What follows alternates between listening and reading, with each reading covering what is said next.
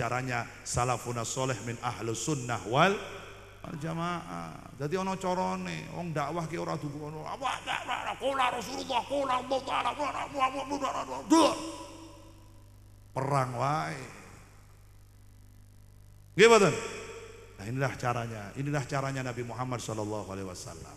Caranya para salafun saleh, caranya bagi Hasyim Asy'ari, langsung gembar-gembor. Wah. Antemi baca wamplengi ora. Saya yakin kalau di dalam hatinya hidup namanya Nabi Muhammad sallallahu alaihi wasallam, dia tidak akan pernah menyakiti saudaranya.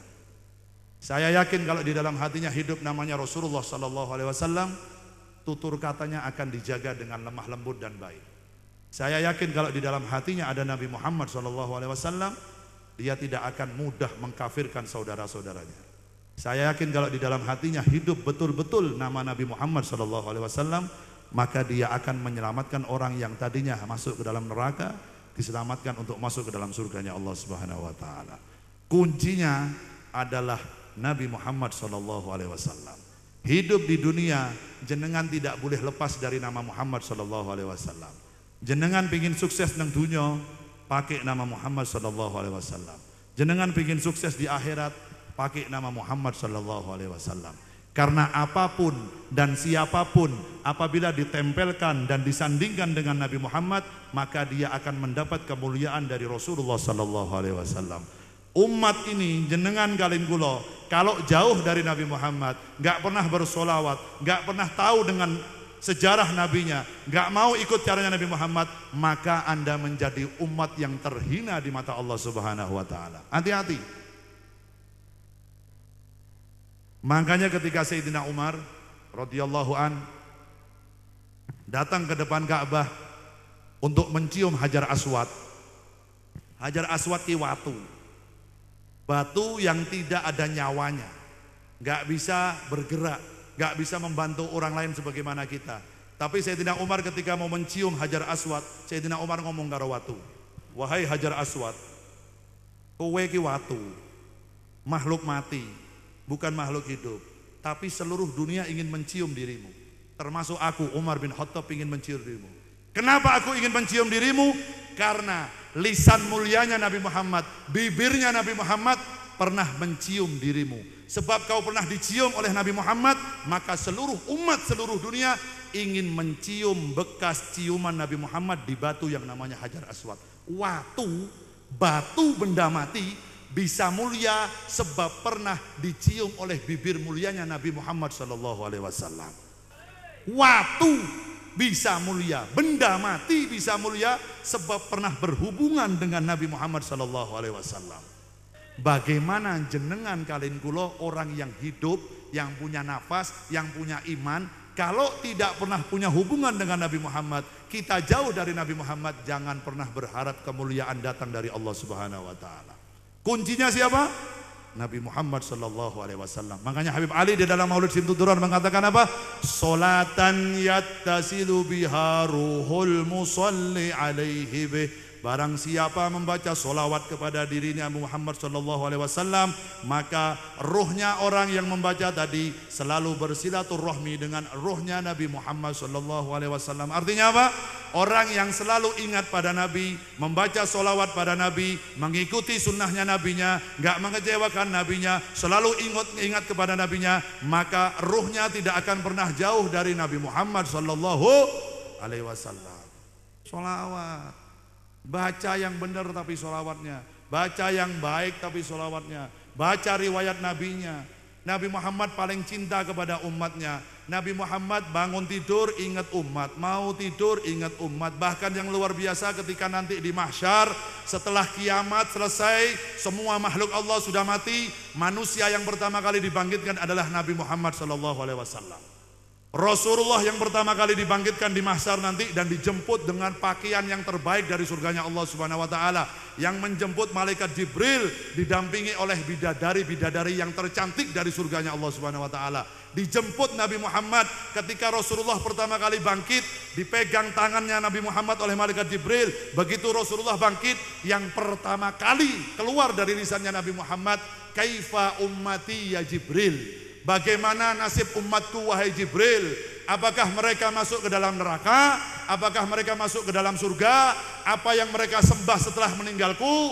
Apa yang mereka lakukan setelah aku meninggal dunia? Nasib umatku bagaimana ya Jibril? Nabi Muhammad, bangun dari kematian. Yang diingat bukan Fatimah Zahra putrinya, yang diingat bukan Hasan cucunya, yang diingat bukan Husain cucunya, yang diingat bukan Ali bin Abi Thalib menantunya, tapi yang diingat pertama kali, kaifa ummati, bagaimana nasibku wong Wonosobo, bagaimana nasibku wong Pekalongan, bagaimana nasib umatku orang Temanggung, bagaimana nasib umatku orang Indonesia. Apakah mereka masih berjalan di jalanku atau mereka sudah melanggar perintahku? Apakah mereka akan diselamatkan oleh Allah atau masuk ke dalam nerakanya Allah Subhanahu wa ta'ala? Kanjeng Nabi kelingan kalian jenengan. Di saat orang sudah nggak peduli terhadap keluarganya nanti di mahsyar, nggak ada anak ingat sama orang tuanya, nggak ada. Orang tua nggak sibuk cari anaknya, suami sudah lupa sama istrinya, istri nggak ngurusi suaminya, ngurusannya dewek-dewek nang mahsyar. Tapi ada satu orang yang luar biasa ingat kepada kita, namanya Muhammad Sallallahu Alaihi Wasallam. Pertanyaannya, jenengan kalau bangun tidur yang diingat pertama kali siapa?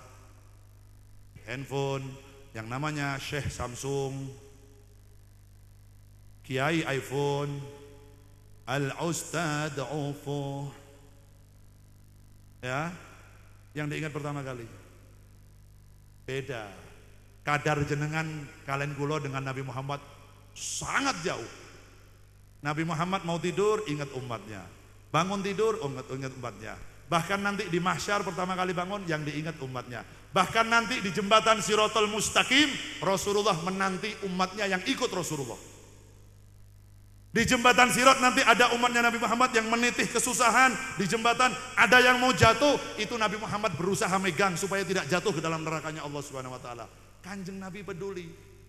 Laqad ja'akum rasulun min anfusikum azizun 'alaihi ma anittum harisun 'alaikum bil mu'minina raufur rahim. Azizun Nabi Muhammad, Nabi yang paling punya kepedulian terhadap umatnya.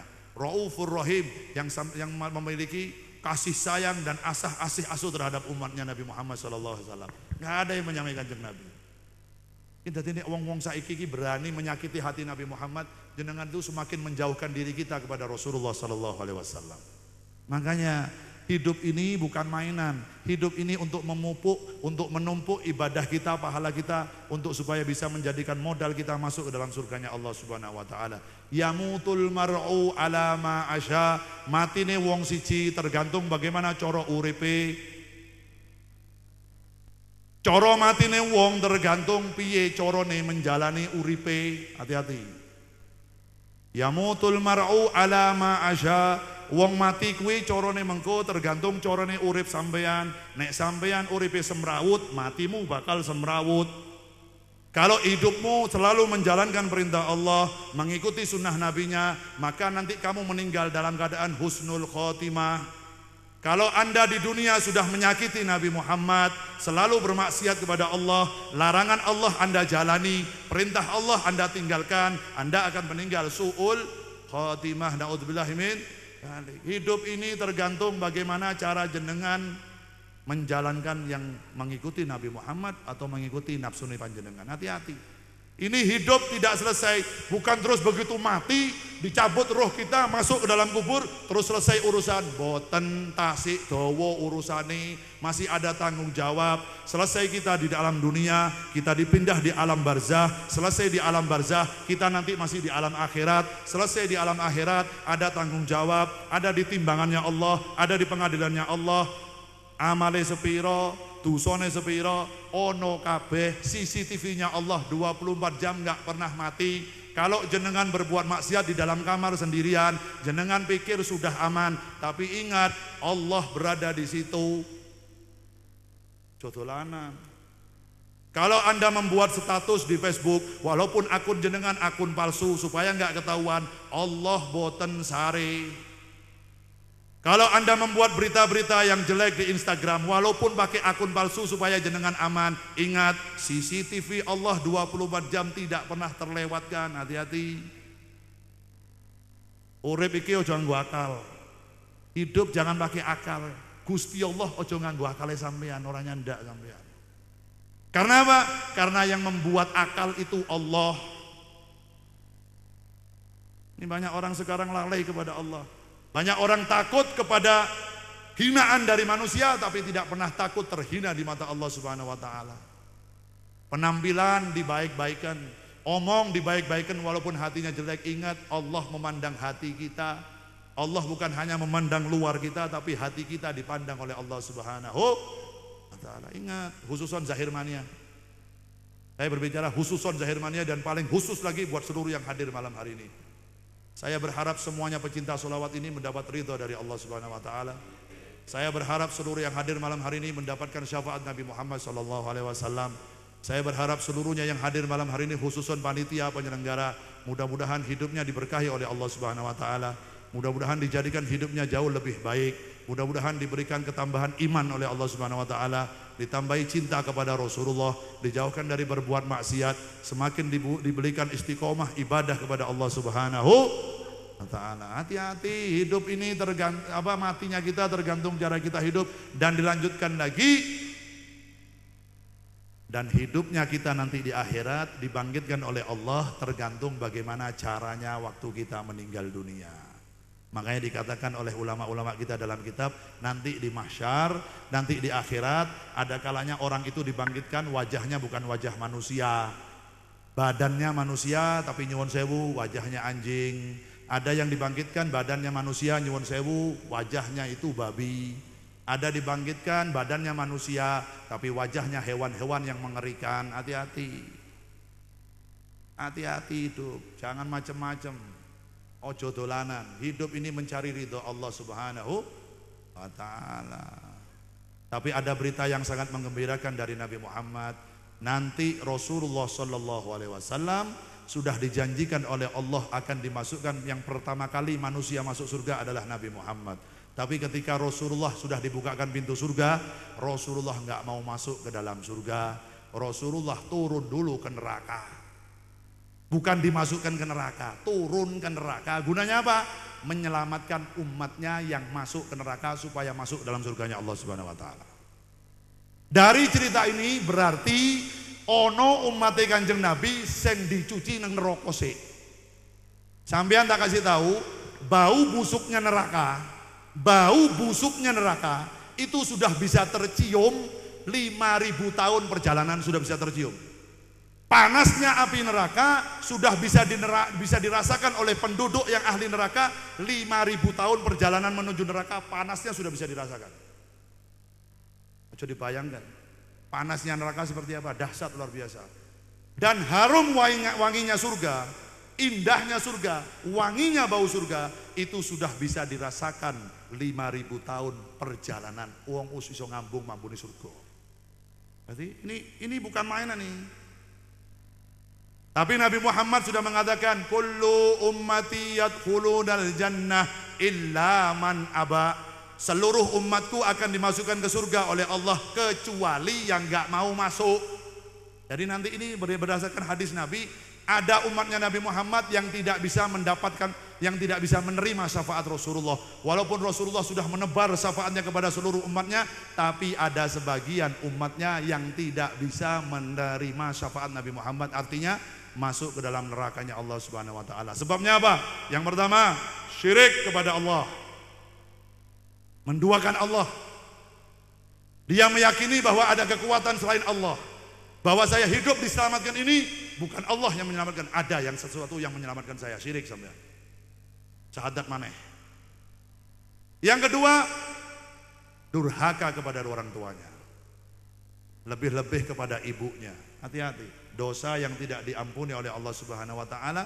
Yang pertama syirik kepada Allah, yang kedua dia durhaka kepada kedua orang tuanya sehingga sampai kedua orang tuanya mati tidak meridhoi anaknya. Hati-hati. Nggone nang neraka Allah Subhanahu wa taala. Oleh karenanya maulid ini, majelis sholawat ini supaya menjadikan cerminan kita. Ayo sedikit demi sedikit kita meniru akhlaknya Nabi Muhammad. Ayo sedikit demi sedikit selalu kita hidupkan Rasulullah di dalam keluarga kita. Ayo kita tekankan anak-anak istri kita, keluarga kita untuk selalu mengidolakan Nabi Muhammad. Addibu auladakum ala thalasi hisalin, hubbi nabiyikum wa hubbi ahli baitih wa qiraatil Qur'an. Ajaran Kanjeng Nabi, ajari anak-anakmu tulung perkara dawuh Kanjeng Nabi. Yang pertama harus cinta kepada Rasulullah, harus. Enggak bisa ditawar, harus cinta kepada Nabi. Karena cinta kepada Nabi adalah modal kita untuk masuk ke dalam surganya Allah Subhanahu wa taala. Yang kedua, ajari anak-anakmu untuk mencintai keluarganya Nabi Muhammad sallallahu alaihi wasallam. Siapa keluarganya Nabi? Khulafaur Rasyidin. Siapa keluarganya Nabi? Siapapun yang nasabnya bersambung kepada Nabi Muhammad, itu semua adalah keluarga Nabi Muhammad sallallahu alaihi wasallam. Harus cinta, harus. Orang cinta itu modalnya harus kenal. Jenengan nggak kenal, maka tak sayang. Orang tak sayang, maka tak cinta kepada Nabi Muhammad. Bagaimana supaya sayang? Baca maulid. Baca maulid tibai, Simtud Duror, maulid Barzanji, maulid Burdah, maulid Syaraful Anam, dan lain-lain. Dibaca. Karena di situ kita mengenal, oh Nabi Muhammad akhlaknya ngeten, oh budi pekertinya Nabi Muhammad begini, oh senyumnya Nabi Muhammad begini, oh peringainya Nabi Muhammad begini. Semakin cinta di dalam hati, maka semakin ikut Rasulullah sallallahu alaihi wasallam. Anak kita harus cinta pada Nabi Muhammad. Jenengan kalau punya anak nggak cinta sama Nabi Muhammad, masa tuamu dalam hal yang nggak enak. Kalau kita punya anak hanya mengejar gelar mahasiswa, doktorandos, profesor, dokter, tapi nggak ikut caranya Nabi Muhammad, nggak cinta sama Nabi, banyak anak ngapusi wong tuane. Jenengan tinggali, nyun ngapunten, nyun sewu. Cerita saya yang terakhir, di luar sana, di luar Indonesia, negara-negara Eropa dan di negara Amerika, itu kalau ada anak yang sudah sukses dalam pekerjaannya, dia sudah punya pabrik, dia sudah punya uang miliaran, orang tuanya yang sudah tua nggak diurusi. Apa yang mereka lakukan? Taruh di panti jompo. Taruh di panti jompo di salah satu rumah. Anaknya tadi yang sudah bekerja mengatakan apa? Mas atau mbak, kenapa orang tuamu nggak kau urus? Kalau saya ngurusi ibu saya, kerjaan saya rusak. Kalau saya ngurusi bapak saya, pabrik saya tutup. Kalau saya ngurusi orang tua saya, toko saya nggak bisa saya buka. Kalau saya ngurusi orang tua saya, pekerjaan saya amburadul gara-gara saya ngurusi orang tua. Naudzubillah min. Ini kerjaannya orang yang tidak kenal Nabi Muhammad. Tapi jenengan tingali para ulama, para kiai bin ahlus sunnah wal jamaah, walaupun sudah punya pondok pesantren yang besar, walaupun sudah kaya raya, wong tuwane didadike raja karo ratu nang omahe. Salah satu kunci suksesnya orang-orang, para kiai-kiai, para ulama kita, para habaib, Mbah Ki Hasyim Asy'ari, Mbah Ki Khalil Bangkalan, dan ulama-ulama yang ada di Wonosobo, para habaib, beliau-beliau mencintai dan menjadikan orang tuanya raja dan ratu di rumahnya. Nomor dua, kerjaannya tinggal demi mencari ridhonya kedua orang tua. Ridhollah fi ridhol walidain wa suhtullah fi suhtul walidain. Ridhone wong tua uridina Allah, ngenteni ridhone wong tua loro. Dan murkanya Allah tergantung dari murkanya kedua orang tua. Beruntunglah panjenengan yang saat ini hadir yang masih memiliki kedua orang tua. Saya ngapik karo wong tuane. Mau pergi ke majelis sholawat, izin kepada kedua orang tuanya. Seandainya bapak ibu jenengan nggak ngizini, nggak usah datang. Saya tekankan, siapapun, kalau jenengan mau hadir majelis, tapi bapak ibu jenengan tidak mengizinkan, jangan berangkat. Karena pahala yang ada di majelis ini kalah dengan pahala ridhone wong tuane jenengan. Saestu. Kalau kedua orang tuanya nggak ngizini, jangan maksa, apalagi sampai mencolot jendela. Apalagi sampai ngapusi wong tuane. Apalagi sampai berbohong kepada orang tuanya demi hadir di majelis ini, jangan. Izin yang baik kepada orang tuanya, Bu, kula pingin derek majelisan kali Habib Idin dan Azaya, oh nang mundi nang Kretek, nang pasar Kretek. Jam piro mulih? Jam 12 kula pun dugi griya, yes ngono. Jam 12 ya harus nyampe rumah. Walaupun majelis ini belum bubar jam 12, jenengan pulang duluan. Kenapa? Janji jenengan kepada orang tua jam 12 sampai rumah. Jangan membuat gusar kedua hati kedua orang tua kita. Kalau sudah janji jam 12, ya jam 12 pulang. Kalau belum bisa pulang, zaman sekarang sudah modern, ada HP, WA atau telepon, video call, biar meyakinkan. Video call, Bu, dereng mahlul qiyam, Bu. Niki Habib tasik nyerocos terus. Niki Habib Idin tasik nyerocos terus, dereng mahlul qiyam. Pun meh jam 12 niki, pripun Bu? Ya wis dinteni sampai donga ora apa-apa. Nah, oke. Setuju ya? Nah, makanya cari ridhonya kedua orang tua, cari ridhonya Nabi Muhammad SAW, maka Anda mendapatkan ridho dari Allah Subhanahu wa taala. Semoga majelis malam hari ini diridhoi oleh Allah Subhanahu wa taala. Semoga majelis malam hari ini memberikan kemanfaatan buat kita yang hadir dan khususnya buat panitia penyelenggara, dan kita berdoa mudah-mudahan berkat majelis yang mulia ini negara yang kita cintai Republik Indonesia selalu dalam lindungan Allah Subhanahu wa taala, dijauhkan dari perpecahan, dijauhkan dari permusuhan, dan dijauhkan dari bala dan musibah oleh Allah Subhanahu wa taala. Dan semoga yang hadir malam hari ini mendapatkan berkah dari maulid yang kita baca, dari sholawat yang kita baca malam hari ini, sehingga apapun yang menjadi doa-doa dan hajat-hajat kita diijabah oleh Allah Subhanahu wa taala. Yang datang ke tempat ini lagi sakit, mudah-mudahan berkat majelis ini pulang dari tempat ini disembuhkan oleh Allah Subhanahu wa taala. Yang datang ke tempat ini lagi kesusahan ekonomi, diberikan rezeki yang halal yang berkah oleh Allah Subhanahu wa taala. Yang hadir ke tempat ini dalam lagi masa belajar sekolahnya, semoga diberikan ilmu yang berkah, yang manfaat, yang berguna bagi nusa dan bangsanya dan membanggakan kedua orang tuanya. Yang hadir ke tempat ini yang masih selalu dalam keadaan jomblo-jomblo, yang masih jomblo ngenes, yang sing ora payu-payu, mudah-mudahan berkat sholawat dipertemukan dengan jodohnya yang soleh dan soleha. Yang hadir ke tempat ini yang belum diberikan keturunan, semoga segera diberikan yang keturunan yang soleh dan solehah, keturunan anak-anak yang baik-baik yang membanggakan Nabi Muhammad SAW. Dan semoga beliau, para habaib, para kiai yang hadir malam hari ini diberikan usia yang panjang oleh Allah Subhanahu wa taala dalam keadaan sehat wal afiah. Dan semoga beliau yang hadir ke tempat ini seluruhnya, termasuk kita semua dan saya pribadi juga dan Az-Zahir, diberikan istiqamah untuk selalu memuji Nabi Muhammad, bersolawat kepada Nabi Muhammad, mengucapkan salam kepada Nabi Muhammad sampai akhir hayat kita. Allahumma amin ya rabbal alamin. Dan semoga kita diakui umat Rasulullah sallallahu alaihi wasallam, dan semoga cinta kita terbalaskan dengan Rasulullah juga mencintai kita, dan semoga berhak nanti kita duduk dengan Nabi Muhammad di dalam surganya Allah Subhanahu wa taala. Allahumma amin ya rabbal alamin. Dari saya wal afu minkum. Assalamualaikum warahmatullahi wabarakatuh.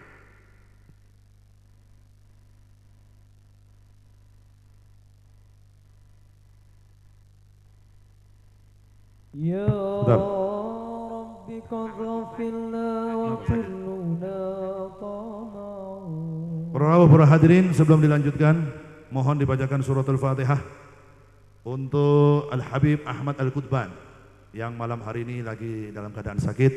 Mudah-mudahan beliau diberikan kesembuhan, diberikan kesehatan oleh Allah Subhanahu wa taala, dan semoga segera bisa kembali hadir di majlis-majlis ilmu dan majlis sholawat seperti halnya malam hari ini. Ala hadhihi niyah biniyati syifa. Al-Fatihah.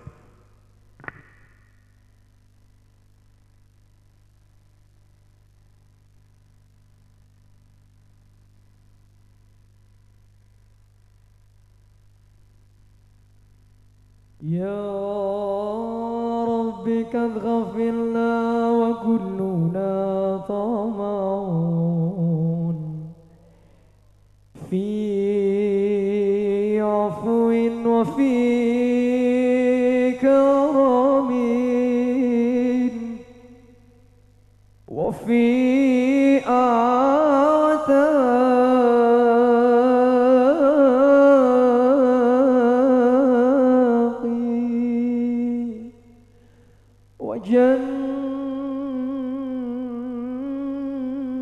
jannatin ma sayyidil bashar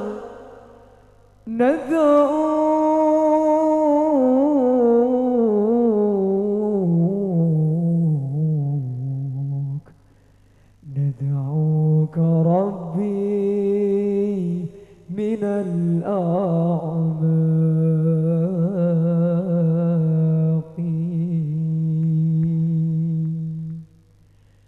لو كان بيننا الحبيب لدنا القاصي والقريب من طيبة قبل المغيب طالبا قرب الحبيب بقربه النفس تطيب وأن تدعو الله فيجيب أنوار طه لا تغيب بلغنا لقاءه يا مجيب يا حبيبي يا محمد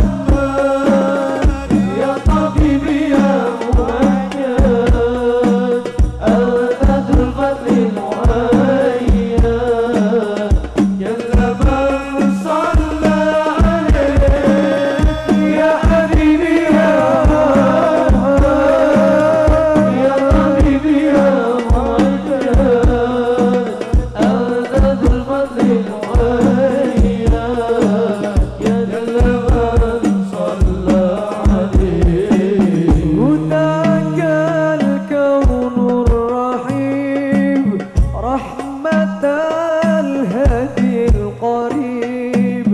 حديثك النهر العذيب جوارك الغصن الرقيب فدتك روحي يا حبيب محمد مكرما غريب في قربك الروح تطيب يا رحمة للعالمين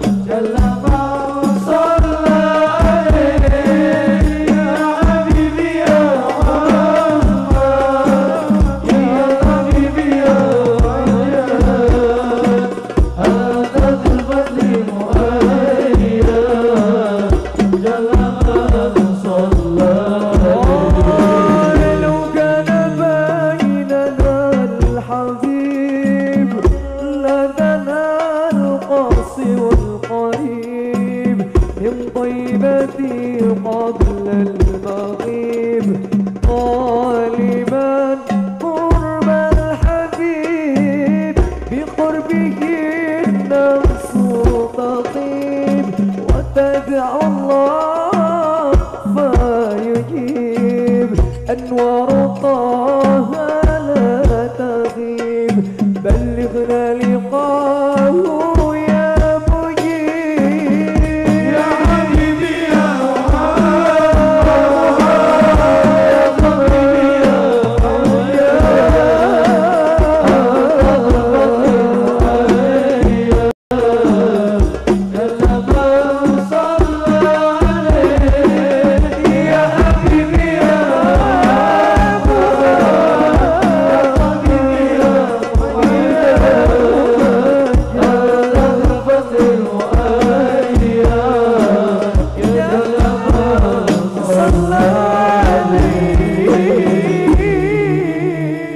صلاة بالسلام المبين للقضي التعيين يا غرامي صلاة بالسلام المبين للقضي التعيين يا